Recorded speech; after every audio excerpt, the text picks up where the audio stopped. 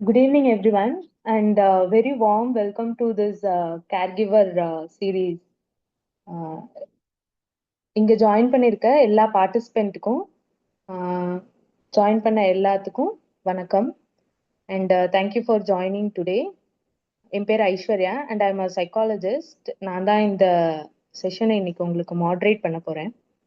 So இந்த program வந்து நம்ம எதுக்கு மாதம் மாதம் பண்ணிட்டு இருக்கோம் அப்படின்னு பார்த்தீங்க அப்படின்னா, பேஷண்ட்ஸ்க்கும் கேர்கிவர்ஸ்க்கும் உங்களுக்கு இருக்கிற சந்தேகங்களையும் உங்களோட கேன்சர் ரிலேட்டடான குழப்பங்களையும் தெளிவாக நீங்கள் டாக்டர்ஸ் கிட்டேயே கேட்டு தெளிவுபடுத்திக்கிறதுக்காக தான் இந்த தொடர் வந்து நம்ம தொடர்ந்து மாதம் மாதம் பண்ணிட்டு இருக்கோம். அதை தொடர்ந்து எல்லா மாதமும் முதல் வியாழக்கிழமை அன்னைக்கு இந்த தொடர் நம்ம தொடர்ந்து பண்ணிக்கிட்டு வந்துட்டு இருக்கோம். ஸோ ப்ரீவியஸாக நம்ம நிறைய தொடர் இந்த மாதிரி செஞ்சுருக்கோம், நிறைய கேன்சர் ரிலேட்டட் டாபிக்ஸில். கடைசி 4 மாதமா நம்ம மார்பக புற்றுநோயை மட்டும் பத்தியே நிறைய தொடர் செஞ்சிருக்கோம். ஸோ அதை யாரும் மிஸ் பண்ணியிருந்தீங்க அப்படின்னா நம்ம யூடியூப் சேனல்ல அந்த வீடியோஸ் வந்து அவைலபிளா இருக்கு, நீங்க அதையும் பார்த்துக்கலாம். நான் சாட் பாக்ஸ்ல நம்ம யூடியூப் சேனலோட லிங்க் வந்து ஷேர் பண்ணியிருக்கேன், அதுல நீங்க பார்த்து தெரிஞ்சுக்கலாம். அதை தொடர்ந்து இந்த மாதம் வந்து நம்ம கர்ப்பவாய் புற்றுநோய் பத்தி நம்ம பார்க்க போறோம். ஸோ உங்களுக்குன்னு இருக்கிற சந்தேகங்களை நீங்க சேட் பாக்ஸ்ல போடலாம்.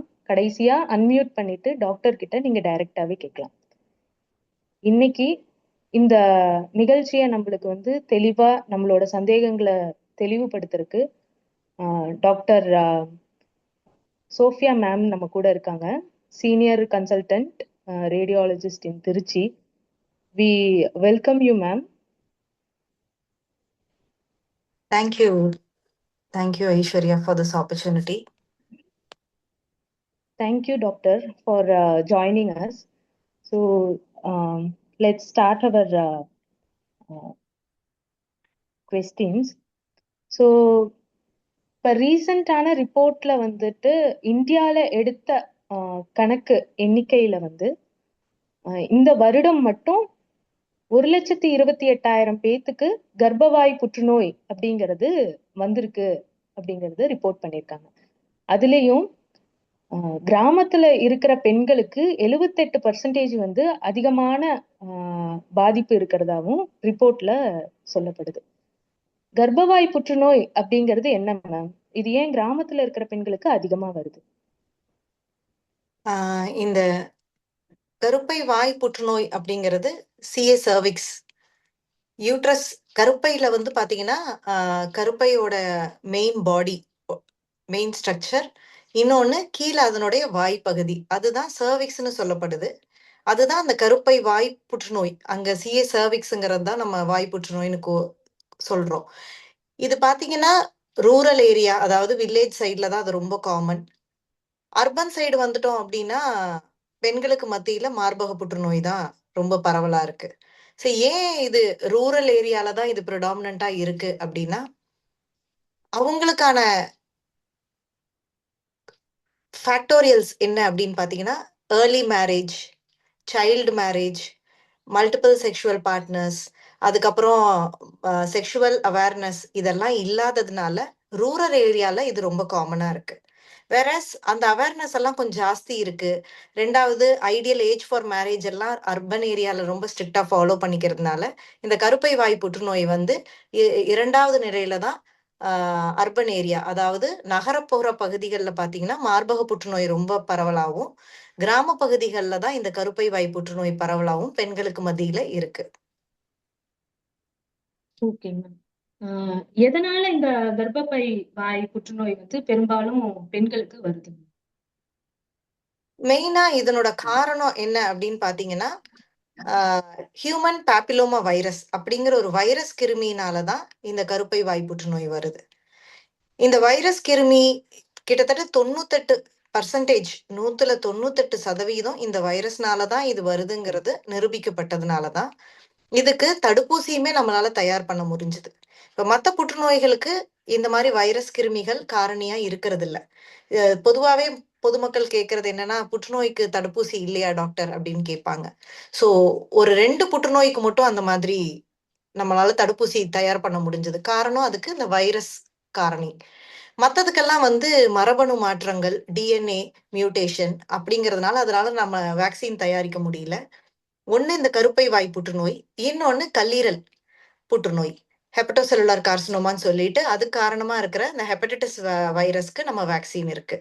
ஸோ இதுக்கு காரணம் வந்து வைரஸ். இந்த ஹியூமன் பேப்லோமா வைரஸ் வந்து பாத்தீங்கன்னா என்ன அது அப்படின்னு கேட்பாங்க. சாதாரணமா நம்ம உடம்புல இந்த வார்ட் எல்லாம் வருது இல்லையா, அந்த மருவை காஸ் பண்றது தான் இந்த வைரஸ். ஸோ அதே ஸ்ட்ரெயின், அந்த ஹியூமன் பேப்பிலோமா வைரஸோட ஃபேமிலியை சேர்ந்த குறிப்பிட்ட 2-3 ஸ்ட்ரெயின்ஸ் தான் இந்த புற்றுநோயுமே காரணமா இருக்கு. Okay ma'am. இந்த நீங்க சொல்லக்கூடிய இந்த வைரஸ் வந்து கர்ப்பப்பை வாய் புற்றுநோய் மட்டும்தான் காஸ் பண்ணுங்களா, இல்ல வேற ஏதாவது புற்றுநோயும் இதனால வருங்களா மேம்? ஓகே. இந்த ஹியூமன் பேப்லோமா வைரஸ்ங்கிறது வந்து கருப்பை வாய் புற்றுநோய் தான் majority this is known to cause. இதனோட மத்த ஆட்ரிபியூட்டிங், அதாவது 98% இதனாலதான் கருப்பை வாய் புற்றுநோய் வருதுன்னு சொல்ற மாதிரி சில பல சதவிகிதங்கள் மற்ற இதர இடங்களுக்கும் இது கான்ட்ரிபியூட் பண்ணுது. எங்கெங்க அப்படின்னு பாத்தீங்கன்னா, ஒண்ணு வந்து ஓரோஃபரிஞ்சியல் கார்சினோமா, அதாவது தொண்டை புற்றுநோய், அதுக்கும் இந்த வைரஸ் காரணியா இருக்கு. இன்னொன்னு ஆசனவாய் புற்றுநோய், ஆனல் கெனால் கார்சினோமா, அதுலயுமே இது இருக்கு. பெண்களுக்கு இந்த கருப்பை வாய் புற்றுநோய் இல்லாம வெஜைனான்னு சொல்ற அந்த பகுதி புற்றுநோய் கூட சில நேரங்கள்ல இந்த ஹியூமன் பேப்லோமா வைரஸ் காஸ் பண்ணுது. 4வதா வந்து ஆண்களுக்குமே பினைல் கார்சினோமா, ஆணுறுப்பு புற்றுநோய் கூட இந்த ஹியூமன் பேப்லோமா வைரஸ்னால வருது. ஸோ கருப்பை வாய் புற்றுநோய் இல்லாம கிட்டத்தட்ட ஒரு 5 இடங்களுக்கான புற்றுநோய்கள் இந்த ஹியூமன் பேப்லோமா வைரஸ்னால வருது. சரிங்க மேம். இது எந்த ஏஜ் சதவீதத்துல இருக்கிறவங்களுக்கு இந்த வைரஸ் வந்து அதிகமா தாக்கப்படுதுங்க மேம்? முதல்ல இந்த வைரஸ் வந்து எப்போ நம்ம உடம்புல இல்ல அந்த கருப்பை வாய் பகுதிக்கு எக்ஸ்போஸ் ஆகுது அப்படின்னு பாத்தீங்கன்னா, மெயினா செக்ஷுவல் இன்டர்கோர்ஸ்ல தான். ஸோ முதல் செக்ஷுவல் எக்ஸ்போஷர்ல தான் இந்த வைரஸ் வந்து அந்த பகுதியே ரீச் ஆகுது.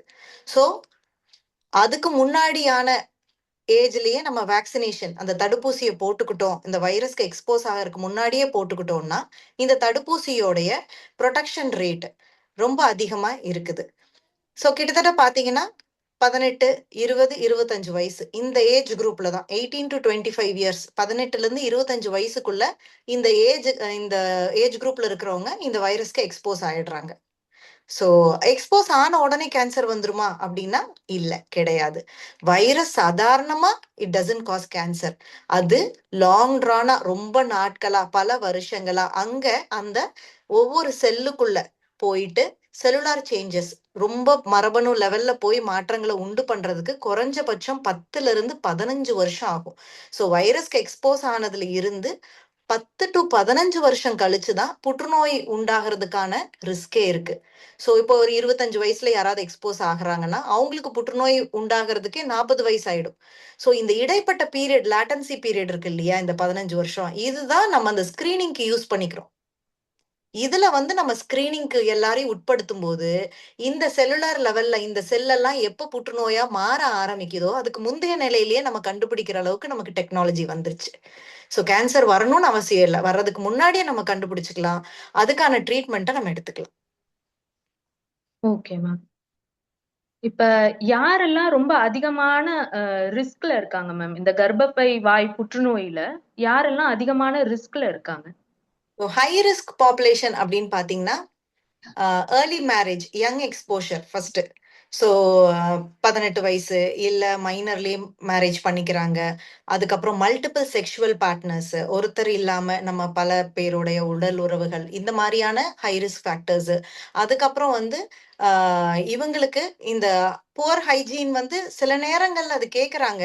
புவர் மென்ஸ்ட்ருவல் ஹைஜீனோ புவர் ஹைஜீன் இருக்கிறதுனால கூட இது எக்ஸ்போஸ் ஆகுமானா டைரக்டா இது ரிலேட்டட் கிடையாது. பட் இன்டைரக்ட்லி ஒன் இந்த வைரஸ் எக்ஸ்போஷருக்கு அது ஒரு காரணமா இருந்து வைரஸ் உள்ள வரும்போது அதுக்கப்புறம் அந்த ரிஸ்க் ஃபேக்டர் கூடிடுது. ஸோ இதெல்லாம் தான் ஹை ரிஸ்க் பாப்புலேஷன், இந்த மாதிரி பாப்புலேஷன் இருக்கிறவங்க. Okay ma'am. எந்த மாதிரியான ஆரம்ப அறிகுறிகள் நம்மளுக்கு இருக்கும் இந்த புற்றுநோய் வரதுக்காக? இந்த கருப்பை வாய் புற்றுநோய்க்கான அறிகுறிகள் என்ன அப்படின்னு பாத்தீங்கன்னா, இன்டர்மென்ஸ்ட்ருவல் ப்ளீடிங், டிஸ்சார்ஜ் வெஜைனம். அதாவது நார்மலா ஒரு பீரியட்ஸ் இருக்கு, சைக்கிள்ஸ் வந்துட்டு இருக்கு, மாசம் மாசம் மாதவிடாய். அப்போ பேனிக் ஆக வேண்டாம். ஆனா அந்த மாதவிடாய்க்கு நடுவுல எப்பாச்சு ஒரு பீரியட்ஸோ இல்ல ஸ்பாட்டிங்கோ 1, 2 பிளட் ஸ்பாட்ஸோ பார்த்தாங்கன்னா உடனடியா மருத்துவரை பார்க்கணும். Which is abnormal. அப்போ எல்லா இன்டர்மென்ஸ்ட்ருவல் ஸ்பாட்டிங்கும் உடனே ஐயோ எனக்கும் அந்த மாதிரி இருக்கு அப்படின்னு எல்லாரும் பேனிக் ஆக வேண்டாம். நான் எல்லாமே அது கிடையாது. இது ஒன் ஆஃப் த சிம்டம் தான். இது மாதிரி இருக்கலாம் அப்படிங்கிறது. அப்புறம் டிஸ்சார்ஜ் பிவி. டிஸ்சார்ஜ்னா அன்யூஷுவலா ஒயிட் டிஸ்சார்ஜோ இல்ல ஒரு ஃபவுல் ஸ்மெல்லிங் டிஸ்சார்ஜோ அவங்களுக்கு வெஜைனால இருந்து வர்ற மாதிரி இருந்தாலோ, அப்புறம் post coital bleeding or spotting அப்படிங்கிறது போஸ்ட் எக்ஸ்போஸ் காய்டலுக்கு அப்புறம் அவங்களுக்கு ஏதாவது 1, 2 பிளட் ஸ்பாட் பார்த்தா நிறைய நேரம் என்ன ஆகும்னா அந்த பீரியட்ஸ் நிக்க போகுது இல்லையா, பெரிமெனோபாசலா அவங்க இல்ல போஸ்ட் மெனோபாசல் ப்ளீடிங். இந்த பெரிமெனோபாசல்ங்கிறது மாதவிடாய் நிக்கிறதுக்காக அப்படி நடுவுல நடுவுல 10 நாளைக்கு ஒருக்கா எனக்கு ப்ளீடிங் வருது, 15 நாளைக்கு ஒருக்கா வருதுன்னு சொல்லிட்டு நிறைய பேர் அதை நெக்லெக்ட் பண்ணிடுறாங்க. நம்ம அம்மாக்களே பாத்தீங்கன்னா நிறைய நேரம் அவங்க இது ஒண்ணும் இருக்காது, சரியாயிடும், பீரியட்ஸ் நிக்கிறதுக்கு இந்த மாதிரி இருக்குன்னு நெக்லெக்ட் பண்ணும்போது தான் இந்த மாதிரி சிம்டம்ஸை கடந்து போய் நம்ம கிட்ட அட்வான்ஸ் ஸ்டேஜ்ல வர்றாங்க. ஸோ நார்மல் பீரியட் சைக்கிளை தவிர எப்போ ப்ளீடிங் ஆர் ஸ்பாட்டிங் பார்த்தாலும் we should seek medical attention. Okay ma'am. அப்ப வந்து நீங்க இந்த வைரஸ் தாக்குறது வந்து ஒரு 17ல இருந்து 25 வயசுக்குள்ள அப்படிங்கும்போது 10 வருடம் கழிச்சு புற்றுநோய் வரலாம் அப்படிங்கிற பட்சத்துல நம்மளுக்கு இப்ப மென்சுரல் சைக்கிள்ல இருக்கிறவங்களுக்கும் வரதுக்கான வாய்ப்பு இருக்கு. மென்சுரல் சைக்கிள் எண்ட் ஆகி முடிஞ்சு அதுக்கப்புறம் 50 வயசுக்கு மேல இருக்கிற விமனுக்கும் வரதுக்கான வாய்ப்புகள் இருக்குன்னு சொல்றீங்க. கண்டிப்பா, கண்டிப்பா ஐஸ்வர்யா. இது ஆக்சுவலி நல்ல கொஸ்டின். ஏன்னா, நாங்க கிளினிக்கலா ஓபில உட்கார்ந்திருக்கும் போது, இப்போ ஆஸ் ஏர்லி ஆஸ் யங்கஸ்டா நான் பார்த்த பேஷண்ட் யாரு அப்படின்னா, ஒரு 33 இயர் ஓல்டு ஃபீமேல். 33, 34 33ல இருந்து 34 வயசு தான் அந்த பொண்ணுக்கு. ஷி வாஸ் டயக்னோஸ்ட் வித் இந்த கருப்பை வாய் புற்றுநோய். இவ்ளோ சின்ன வயசுல கூட வருமா அப்படின்னா வருது. ஏன்னா, like I set early marriage. 18 வயசுலயே கல்யாணம் பண்ணிக்கிறாங்க. நம்ம ஊர் பக்கத்துல எல்லாம் வில்லேஜ் கிராமத்துல பாத்தீங்கன்னா அவ்வளவு சின்ன வயசுலயும் திருமணம் நடந்துருது அவங்களுக்கு. சோ அவங்களுக்கு அந்த ஏர்லி ஏஜ்லயே கூட எக்ஸ்போஸ் ஆயிருக்கலாம். ஸோ 10 இயர்ஸ்ங்கிறது அழகா ஒரு 28, 30 ஆகும்போது அவங்க அந்த பீரியட கிராஸ் பண்ணிடுறாங்க. அப்போ அந்த கேன்சர் வந்து அந்த பொண்ணுக்கு இப்போ நாங்க ஏர்லியா யங்கஸ்ட் பேஷண்ட் நான் ட்ரீட் பண்றேன்னு கூட நான் சொல்லலாம். இவ்வளோ ஏர்லியா பார்க்க ஆரம்பிச்சிட்டோம் இப்பெல்லாம். அவேர்னஸ் இவ்வளவு தூரம் இருந்து கூட. சோ இவங்களுக்கும் வரலாம். ரொம்ப ஏஜ் ஓல்டு அப்படின்னு பாத்தீங்கன்னா 65, 70 கூட நாங்க ட்ரீட் பண்ணிட்டு தான் இருக்கோம் கார்சினோமா சர்விக்ஸ். ஸோ ஏஜ் வந்து சின்ன வயசுல வராதுனோ ரொம்ப வயசாயிட்டா வராதுனோ ஏஜ் பேரியரே கிடையாது இதுல. ஸோ யாரா இருந்தாலும் ஒரு அப்நார்மல் சைக்கிள் இல்ல உங்க பீரியட்ஸ்க்கு நடுவுல ஒரு ஸ்பாட்டிங் இல்ல ஏதாவது ஒரு டிஸ்சார்ஜ் அன்யூஷுவலா இருக்கு, அதுல ஏதாவது ஒரு ஃபவுல் ஸ்மெல்லிங் டிஸ்சார்ஜ் வருது அப்படின்னா உடனடியா மெடிக்கல் அட்டென்ஷன் நம்ம பார்க்க வேண்டியதா இருக்கும். அட்வான்ஸ் ஸ்டேஜோட சிம்டம்ஸ் எல்லாம் இருக்கு. பட் அந்த அளவுக்கு போக விடக்கூடாது. என்ன அப்படின்னா யூரினரி ப்ராப்ளம்ஸ், அதுல ப்ளீடிங் வர மாதிரி ஒரு இது, back pain, low back pain, இந்த மாதிரி இதெல்லாம் ரொம்ப அட்வான்ஸ் ஸ்டேஜ்ல வரும். நம்ம அந்த அளவுக்கு போவேனா, இதெல்லாம் ஏர்லி சிம்டம்ஸ் நான் சொன்னது. அதுலயே அவங்க கண்டுக்கணும், பாத்துக்கணுங்கிறது தான். Okay ma'am. இப்ப இது முன்னாடி நீங்களும் டிஸ்கஸ் பண்ணியிருந்தீங்க.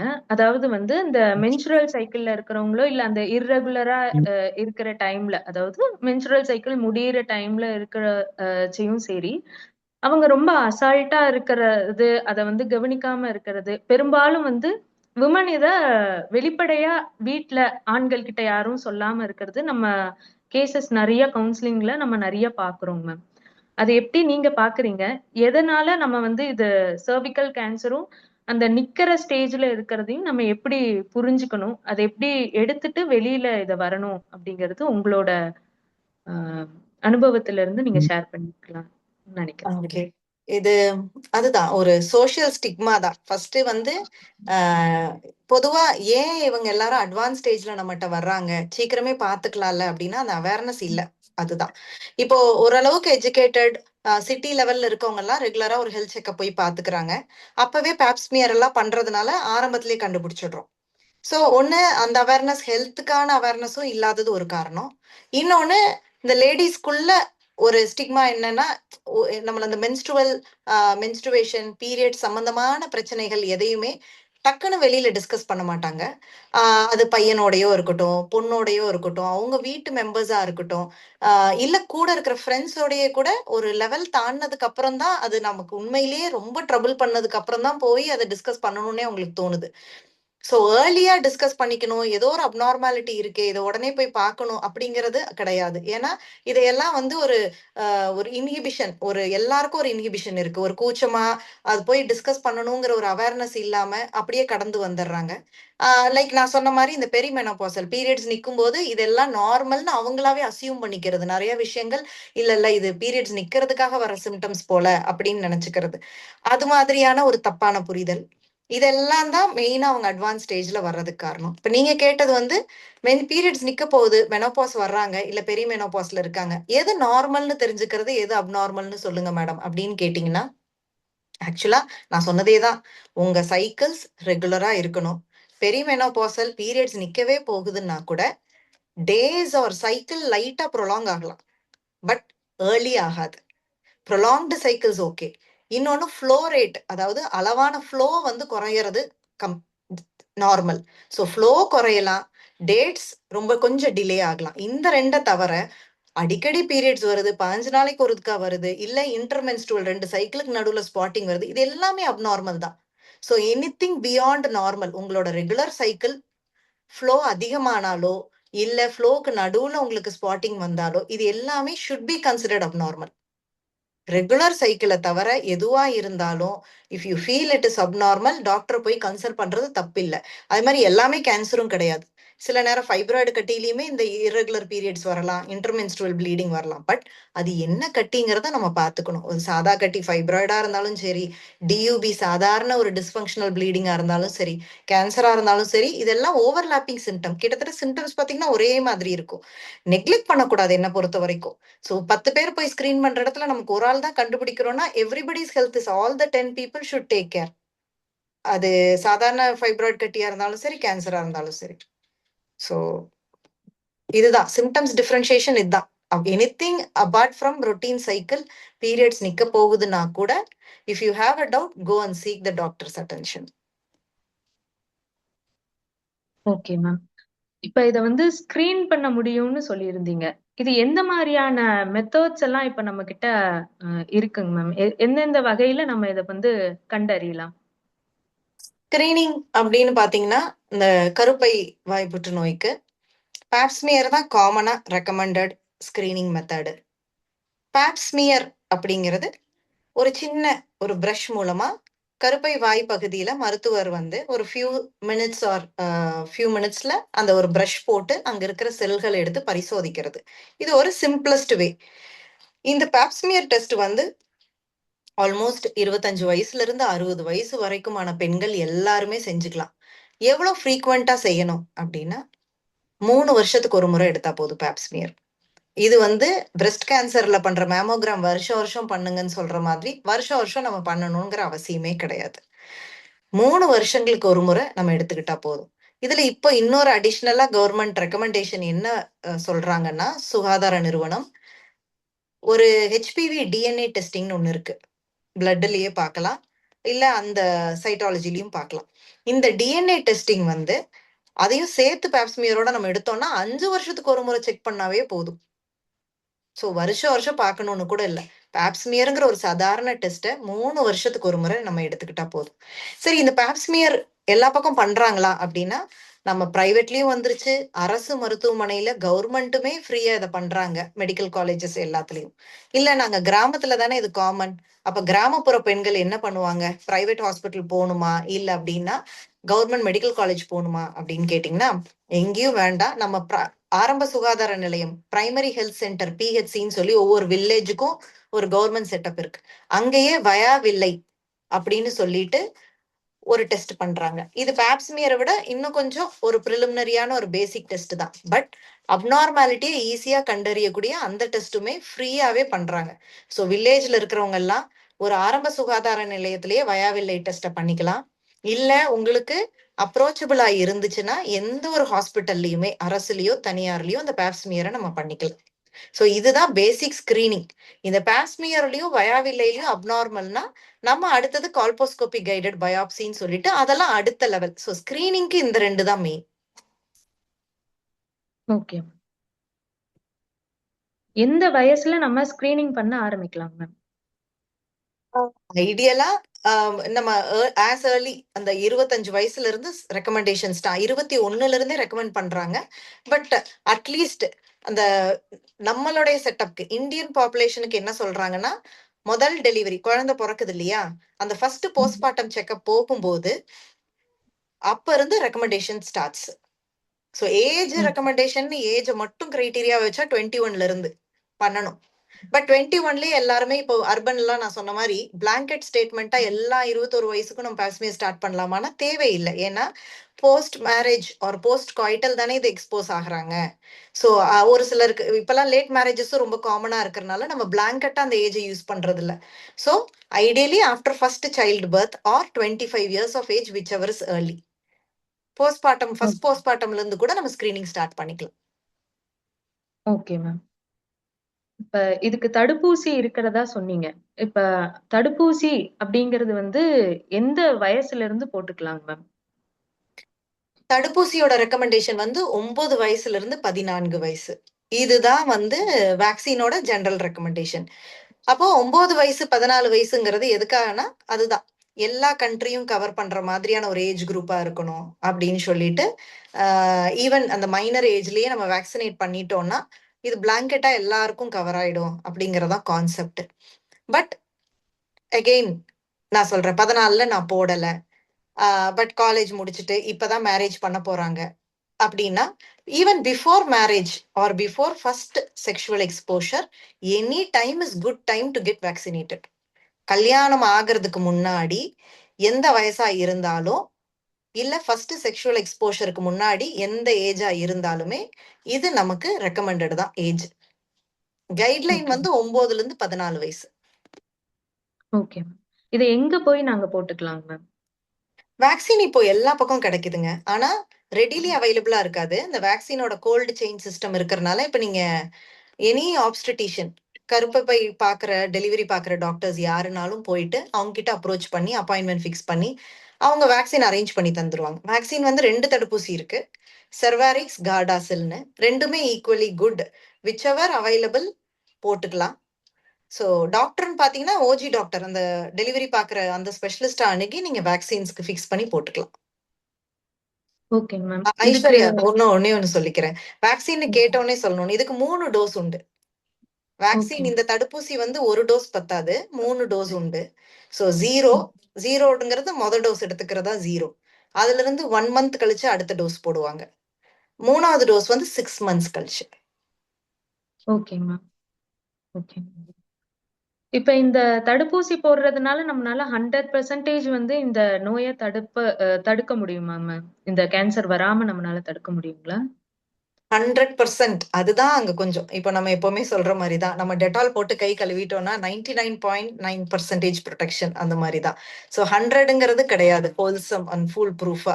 எல்லாமே அந்த ஒரு 99 அந்த 98 அந்த மாதிரி தெர் வில் பி சம் லாக்யூனா. நான் சொன்ன மாதிரி இப்போ ஹியூமன் பேப்லோமா வைரஸ் வந்து சர்விக்கல் கேன்சருக்கு 100% இது மட்டும் தான் காரணம்னு இல்லையா. நான் சொன்ன மாதிரி 98 to 99% again.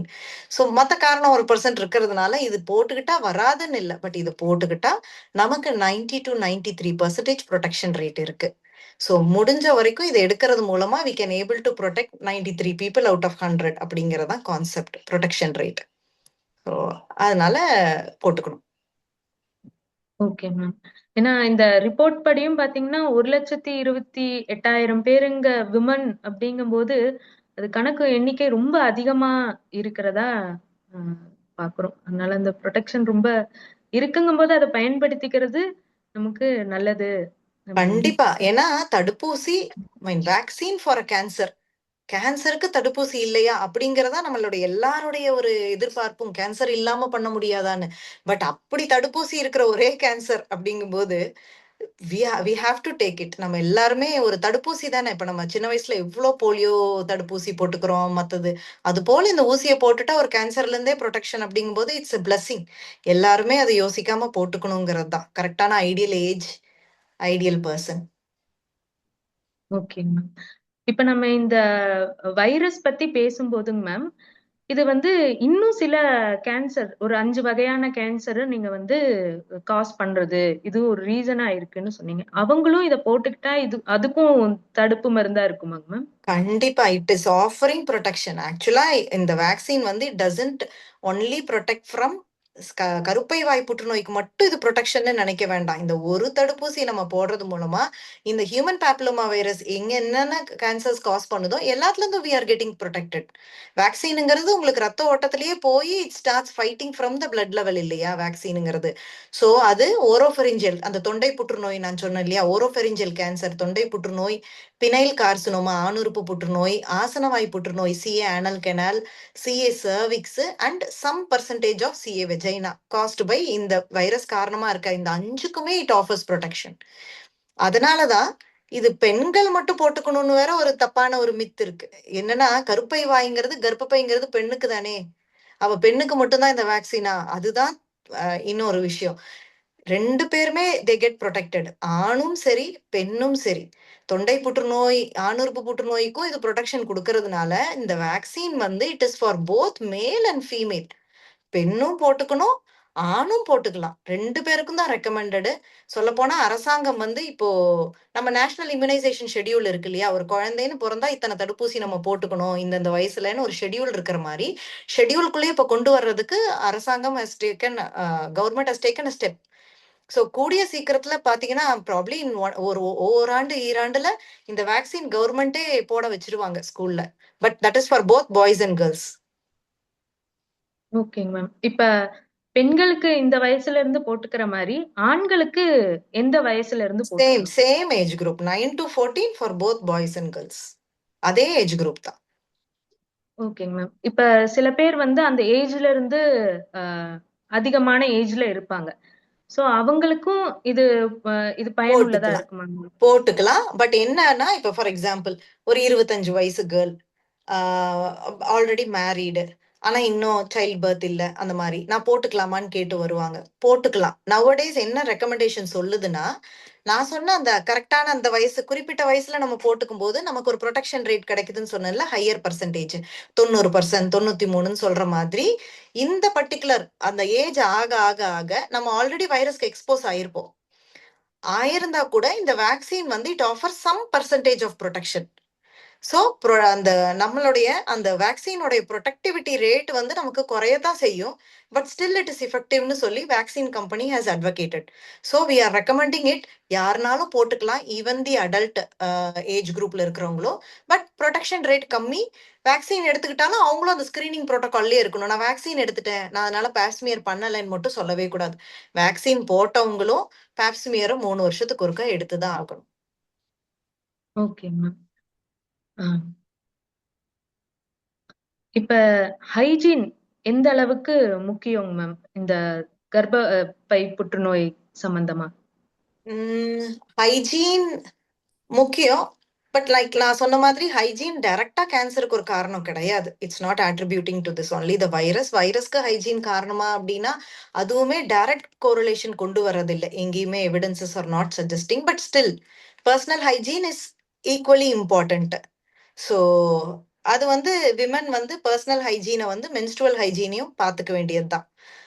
It's one of the important factor.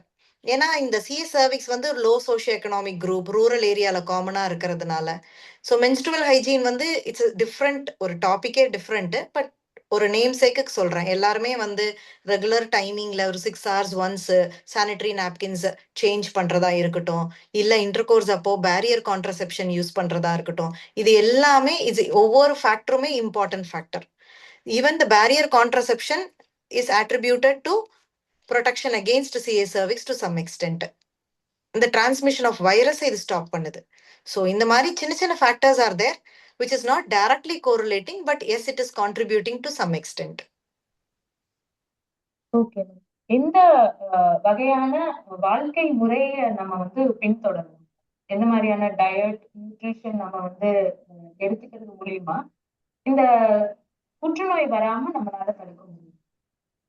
வராம, அதாவது புற்றுநோய் அப்படின்னு பாத்தீங்கன்னா இன் ஜென்ரல் ஓவராலாவே நல்ல ஒரு healthy habits, no smoking, no alcohol, fitness, obesity இல்லாம பாத்துக்கிறது, இதெல்லாம் generally it gives protection to all types of cancer.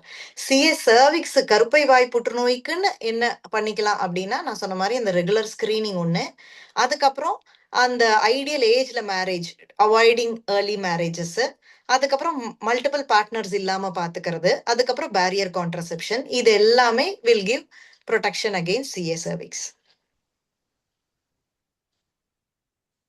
Okay. இப்ப சில பேருக்கு வந்து சில சந்தேகங்கள், பேஷண்ட்ஸ் பாக்குறவங்களே நாங்க வந்து இந்த மாதிரி தினசரி வாழ்க்கையில வந்து நாங்க சில ஆடைகள், இன்னர்ஸா இருக்கட்டும் இல்ல ரெஸ்ட் ரூம்ஸா இருக்கட்டும், இது வந்து நாங்க ரொம்ப காமனா நாங்க வந்து யூஸ் பண்ணிட்டு இருக்கோம். அந்த ஹைஜீன் வந்து நாங்க ரிப்பீட்டடா யூஸ் பண்றதுனால அதனால கூட எங்களுக்கு வந்து வேற எதுவும் இன்ஃபெக்ஷன்ஸ் வரலாமா, எதுவும் கேன்சர் ரிலேட்டடா எதுவும் தொந்தரவு வரலாமா அப்படின்னு பெரும்பாலும் பேஷண்ட்ஸ் கேட்கறாங்க.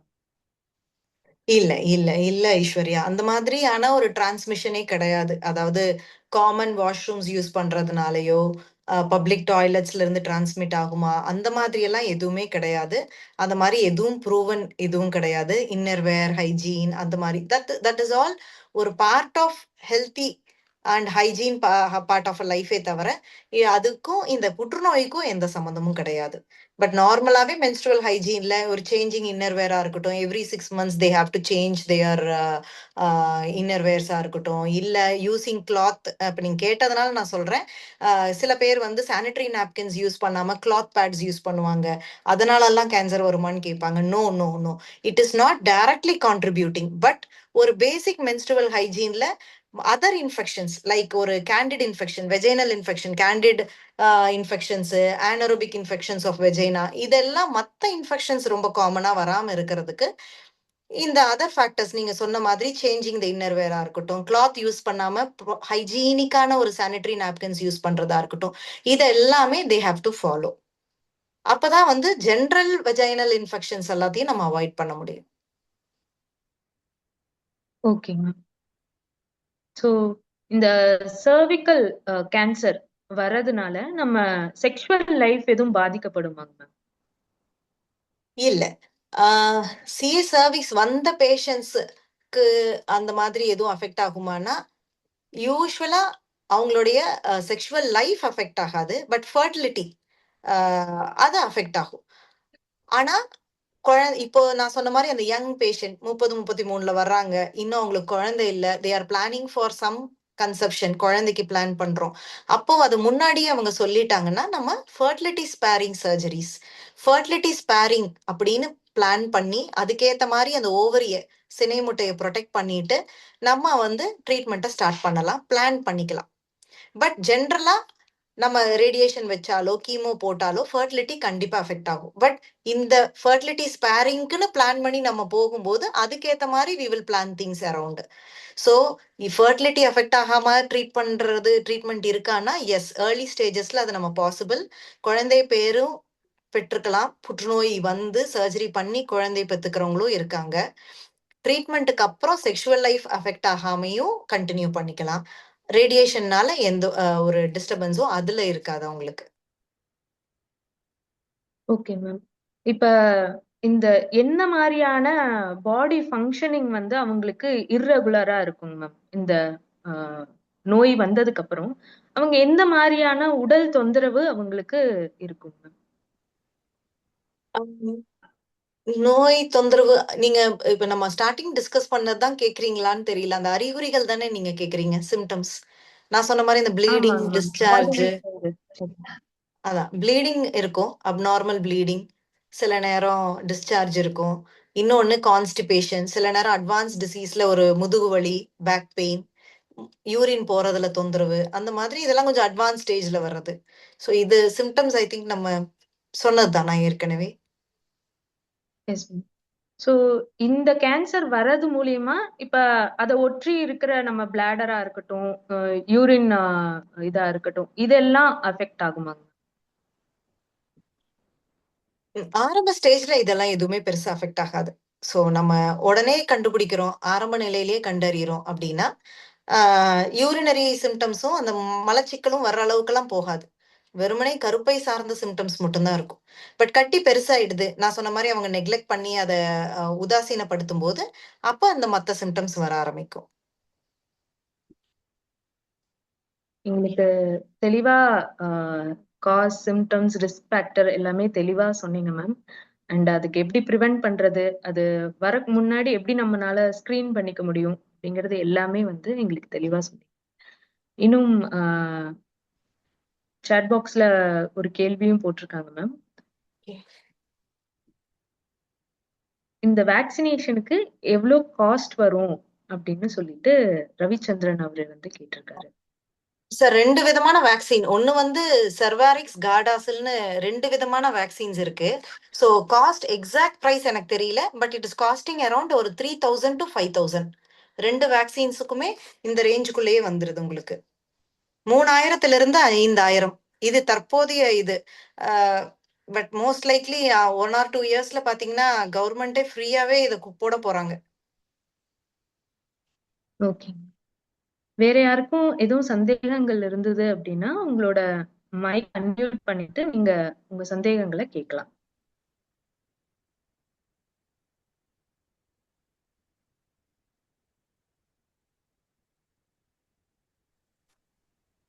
Hello, ma'am. This is Kavya Darshini. Hope I'm audible to everyone.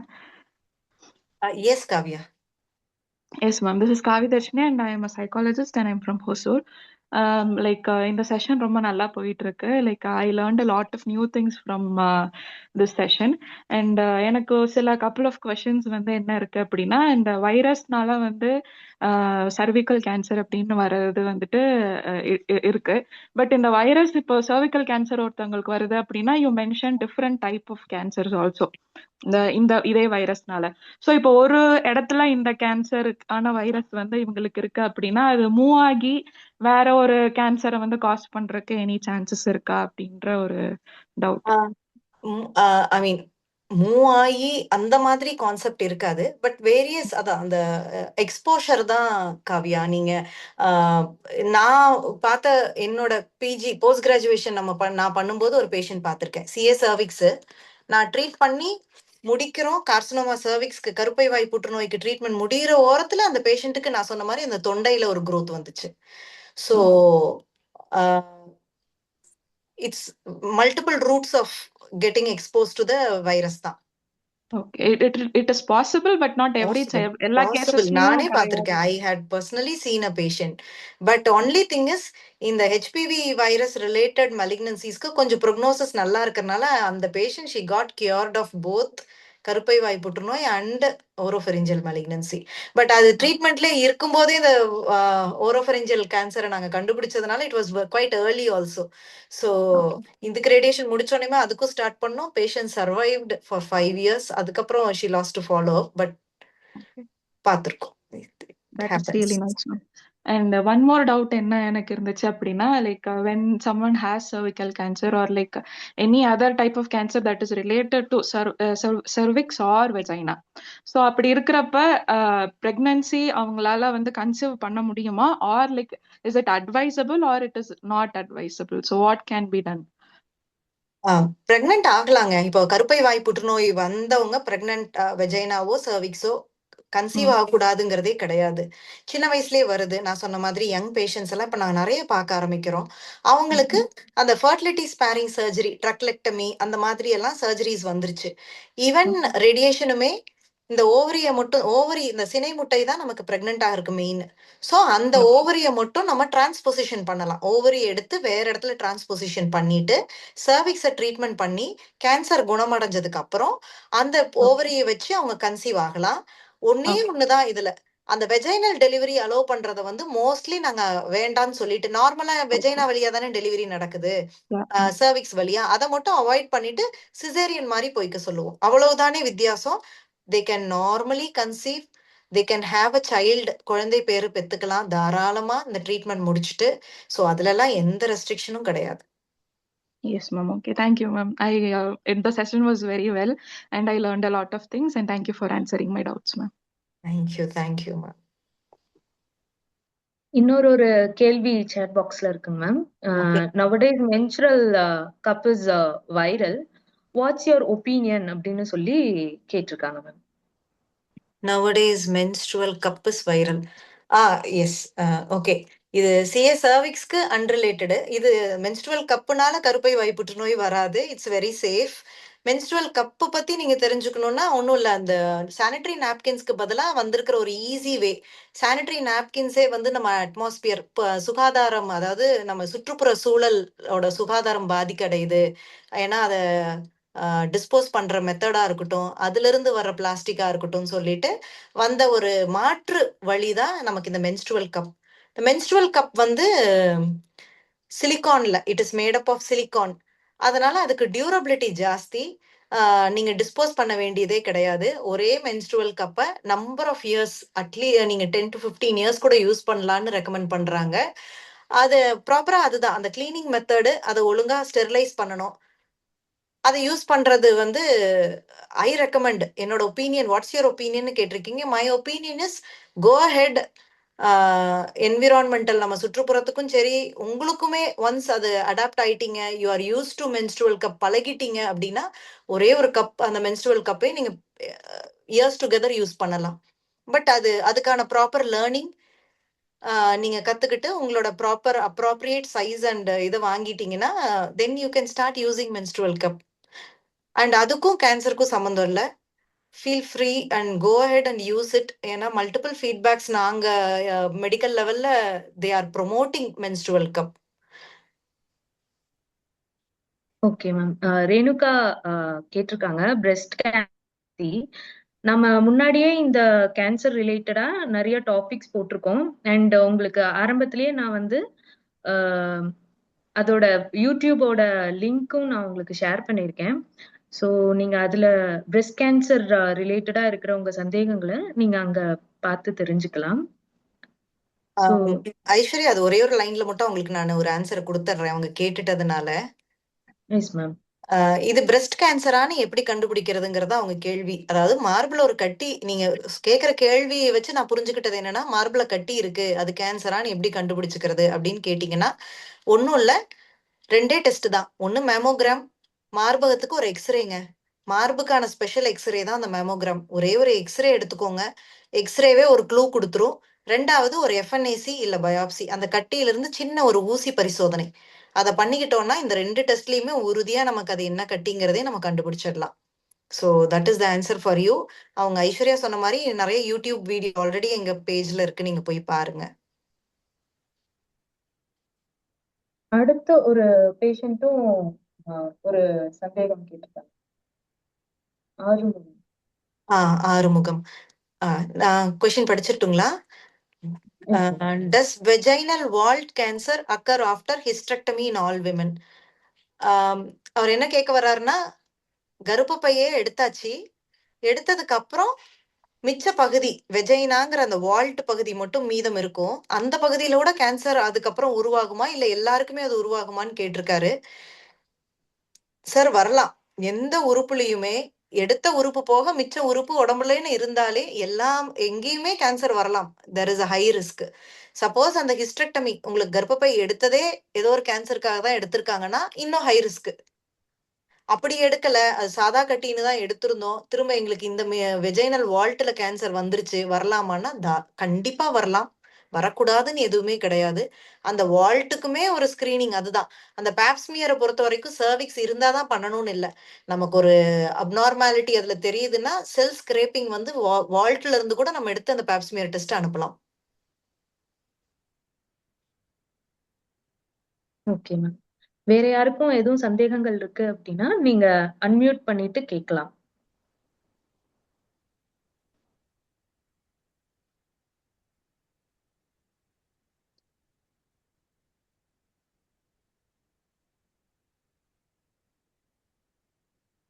எங்களுக்கு நிறைய விஷயங்கள் நாங்க இந்த செஷன்ல இருந்து தான் புதுசா தெரிஞ்சுக்கிட்டோம் மேம்.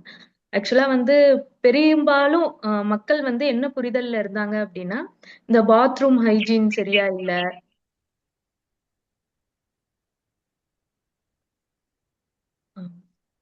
பாத்ரூம் ஹைஜீன் சரியா இல்ல.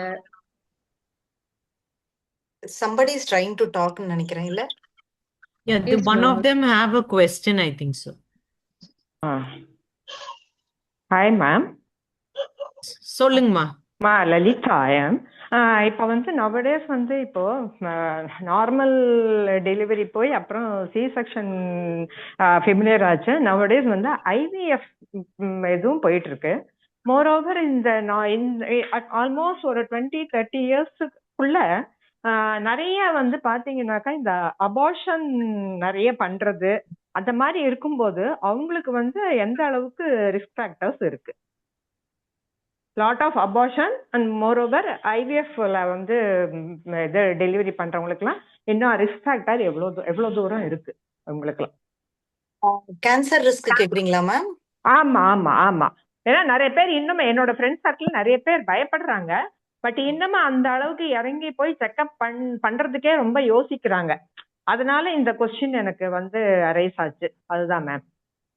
மேம் அந்த மாதிரி எதுவும் டைரக்டா இட் இஸ் இப்போ இந்த கருப்பை வாய் புற்றுநோயா இருக்கட்டும், மற்ற கேன்சர்ஸா இருக்கட்டும், டைரக்டா இந்த ஐவிஎஃப் ட்ரீட்மெண்ட் அண்டர்கோ பண்றதுனால புற்றுநோய் அதிகமாகிறதுக்கான கோரிலேஷனே கிடையாது மேம். அந்த மாதிரி எதுவுமே ஒரு சயின்டிபிக் எவிடன்ஸ் நம்மகிட்ட கிடையாது. ஓகே. நீங்க அந்த ஹார்மோனல் இன்ஜெக்ஷன்ஸ் எல்லாம் உங்க போட்டு அந்த ஒவேரியன் ஸ்டிமுலேஷனுக்காக கொடுக்கறதுனால நீங்க சொல்றீங்கன்னு நினைக்கிறேன். ஆமா ஆமா. இல்ல மேம் அந்த மாதிரி இல்ல. ஆக்சுவலா என்னன்னா இது வரைக்கும் ப்ரூவன் எதுவும் கிடையாது மேம். சயின்டிபிக் எவிடன்ஸ் இல்ல. இது எல்லாமே ஒரு உங்களுக்கு தெரியும் allopathy is more of science based evidence based medicine இது. ஸோ எவிடன்ஸ் இல்லாம நம்ம பொதுவான ஸ்டேட்மெண்ட்ஸ் பிளாங்கெட் ஸ்டேட்மெண்ட்ஸ்க்கெல்லாம் வந்து நம்ம வி கேனாட் ஜஸ்டிஃபை. இங்க ஒண்ணு அங்க ஒண்ணுமா ஒரு ரேண்டம் அக்கரன்சஸையும் நம்ம கோரிலேட் பண்ணி இது எவிடன்ஸா எடுத்துக்க முடியாது ma'am. Okay okay okay okay. அதனால பயப்பட வேண்டாம். ஐவிஎஃப் ட்ரீட்மெண்ட் பண்ணிக்கிறதுக்கும் கேன்சர் வர்றதுக்கும் பயப்பட வேண்டியது இல்ல. Okay ma'am. One more question. இப்ப நீங்க மருவை பத்தி சொன்னீங்க. பட் இந்த மருங்கிறது வந்து உடம்புல எங்க வந்தாலும் நீங்க சொல்றீங்களா? எப்படி அது நீங்க? Ma'am let me clarify. நீங்க கேட்டது is a good thing. Actually மரு is caused by human papilloma virus. ஆனா மரு காஸ் பண்ற வார்ட் காஸ் பண்ற அந்த பர்டிகுலர் ஸ்ட்ரெயின் வந்து இந்த புற்றுநோய் காஸ் பண்றது இல்ல. இந்த ஹெச்பிவி வைரஸ்ங்கிறது வந்து ஒரு 100 இருக்கு மேடம். ஒரு 100 and 150 ஸ்ட்ரெயின்ஸ் இருக்கு. ஸ்ட்ரெயின் நம்பர் 1, ஸ்ட்ரெயின் நம்பர் 2ன்னு இந்த வைரஸ்லயே பாத்தீங்கன்னா ஒரு 150 வேரியன்ட் இருக்கு. அதுல இந்த கேன்சர் காஸ் பண்றது 4 தான். அந்த வார்ட்ட காஸ் பண்ற ஸ்ட்ரெயின் வேற.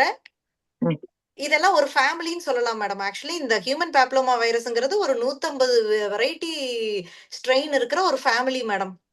இந்த ஃபேமிலிக்குள்ள ஒரு சில இது வந்து வார்ட் காஸ் பண்ணும், ஒரு சிலது வந்து கேன்சர் காஸ் பண்ணும். அந்த கேன்சர் காஸ் பண்ற காமனஸ்ட் ஸ்ட்ரெயின் 4 எடுத்துதான் இந்த தடுப்பூசியை தயார் பண்ணிருக்காங்க.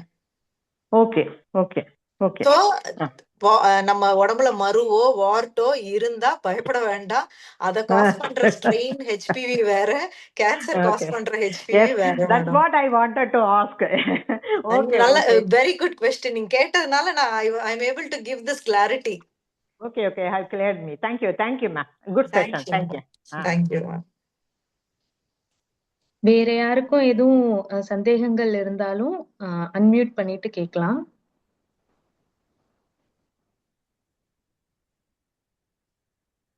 ஓகே. ஸோ எங்களுக்கு தெளிவான தகவல்கள் நிறைய சொன்னீங்க மேம். ஏன்னா நம்ம கிட்ட வர பேஷண்ட்ஸும் நாங்களுமே என்ன அதிகமா நாங்க நினைச்சிட்டு இருந்தோம் அப்படின்னா இந்த சுகாதாரம் வந்து சரியா இல்லாததுனால இந்த மென்ஸ்ட்ரல் டைம்ல வந்து நம்ம ரொம்ப வந்து அதிகமான இந்த பிளாஸ்டிக் கொண்ட இந்த திங்ஸ் யூஸ் பண்றதோ இல்ல வந்து ஒரு சானிட்டரி நாப்கின்ஸ் யூஸ் பண்றதோ இந்த மாதிரியான விஷயங்கள்னாலதான் இந்த மாதிரி கேன்சர்ஸ் வருதோ அப்படிங்கிற நம்பிக்கை அதிகமா இருந்தது. இப்ப சானிட்டரி நாப்கின்ஸ் யூஸ் பண்ண வேண்டாம்னா வேற என்னென்னலாம் யூஸ் பண்ணலாம் அப்படின்னு சொல்லிட்டு இந்த தேடலே வந்து அதிகமா இருந்தது. அந்த பயம் வந்து எங்களுக்குள்ள வந்து எங்க ஏஜ் எங்களோட இருக்கிற பீப்புள்ஸ்க்கு ரொம்பவே அதிகமா இருந்தது. எங்களுக்கு அது ரொம்ப தெளிவா நீங்க சொன்னீங்க மேம். அண்ட் வந்து மோஸ்ட் ஆஃப் தி கேர்ள்ஸ் வந்து இப்ப பாத்தீங்க அப்படின்னா எல்லாரும் வெளியே வந்து அதர் ஒரு ஸ்கூல்ல, காலேஜ்ல இங்கெல்லாம் வந்து வெளியே வந்து ஒரு பப்ளிக் ரெஸ்ட் ரூம் யூஸ் பண்ற மாதிரி ஹாஸ்டல்ல தங்கி ஒர்க் பண்றதா இருக்கட்டும், படிக்கிறதா இருக்கட்டும்.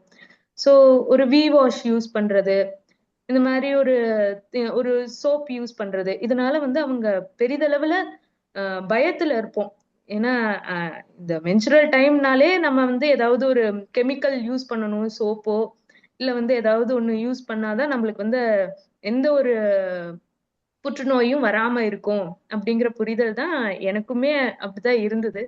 பட் இந்த செஷன்ல இருந்து தான் புரிஞ்சுது ஹைஜீன் வந்து எந்த அளவுக்கு வந்து காஸ் பண்ணும். ஹெச்பிவி வைரஸ் வந்து எவ்வளோ நம்ம விழிப்புணர்வோட இருக்கணும் அப்படிங்கிறதும் எனக்கு இந்த செஷன் மூலியமா எனக்கு புரிஞ்சுதுங்க மேம்.